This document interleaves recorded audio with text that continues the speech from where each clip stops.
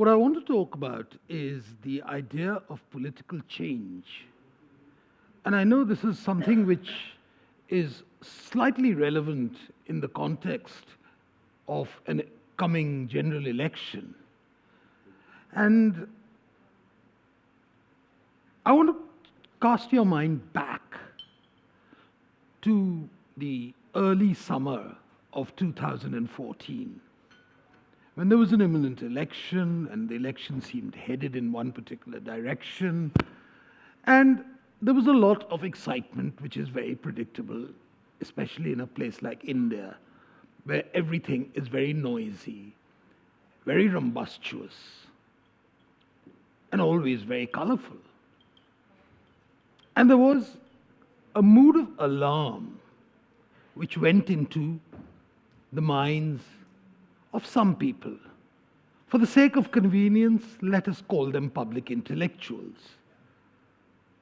And these people believed that what India was confronted was a stark, unholy choice which would result in the fundamental destruction of India, of the idea of India. And they believed that the choices people were going to exercise were deeply uncomfortable and went against the entire grain of the Indian experience. I'm willfully not adding names to what the characters are, but I think most people understand, especially if they experienced that in 2014, in the summer of 2014. Now, 5 years later, we are confronted with yet another election. Some of that same rhetoric is likely to persist. But the question which a lot of people need to answer, especially those who raised it, is that has India changed? Has the idea of India been completely destroyed? Has India, the soul of India, been emasculated? Is it the case that we have the minorities of India cowering in their ghettos, frightened of their lives, frightened of their modes of worship, frightened of their very existence? Is it that somehow some ugly majoritarian tendencies have taken over? Has the constitution been destroyed? Now, if I raise these questions, people will say, oh, these are non-issues, really. I mean, don't exaggerate things. I'm not exaggerating. There's a certain image which was projected. So the alternative rhetoric which has come about is that, well, actually nothing has changed. India remains exactly what it was 5 years ago, and that we are 5 years later, we are experiencing a wave of utmost disappointment, an exercise in futility, false dawn, false promises, false hopes. The question really is, how do we assess political change? Has there been change?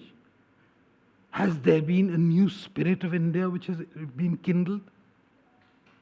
Now, if we can say X amount of roads have been built, X amount of how much some rivers have been cleaned, some electricity connections have been given, we can reel out statistics in that way.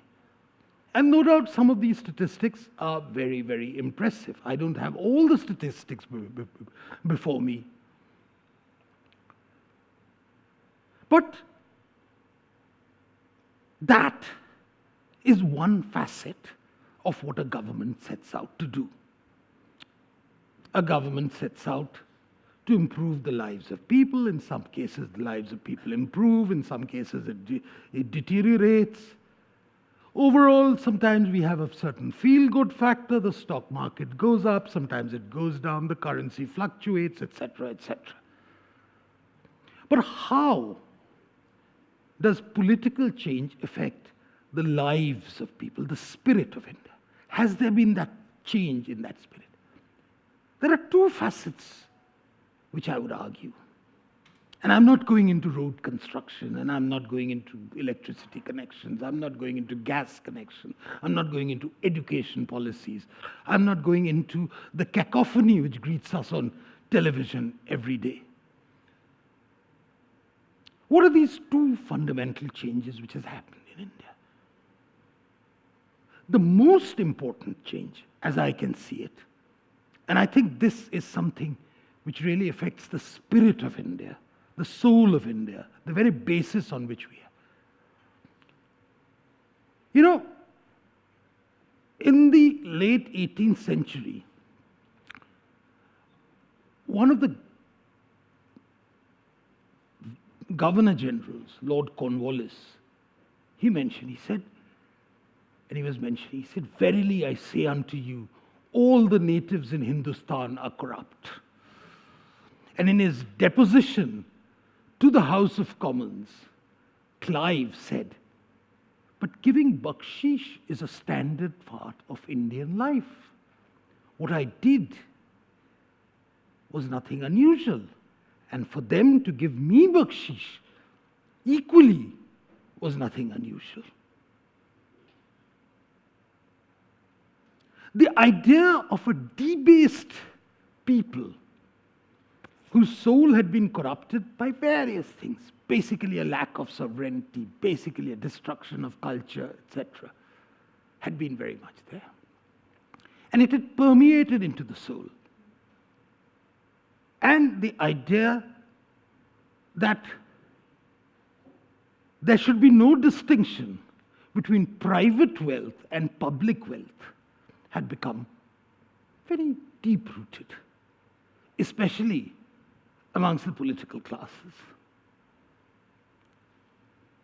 And I think the most important change which we have noticed in the past 5 years is that for the first time since 1947, or maybe even before that, we have started rolling back the tide of corruption. Corruption hasn't ended, don't get me wrong. Corruption hasn't ended. It still exists. It still eats into the soul of India. But at one level, at the top, there has been a huge exponential drop. And that's why I'm saying we've started, the tide was always advancing. We were getting corrupt, corrupter, corruptist, maybe taking liberties with the English language. Now we've started rolling back. And that doesn't please a lot of people. And that doesn't please a lot of people, but they can't say it. So they find other ways of expressing it. Ways of expressing it depend. Saying no, they establish a moral equivalence, etc. So that's the first point, I would say.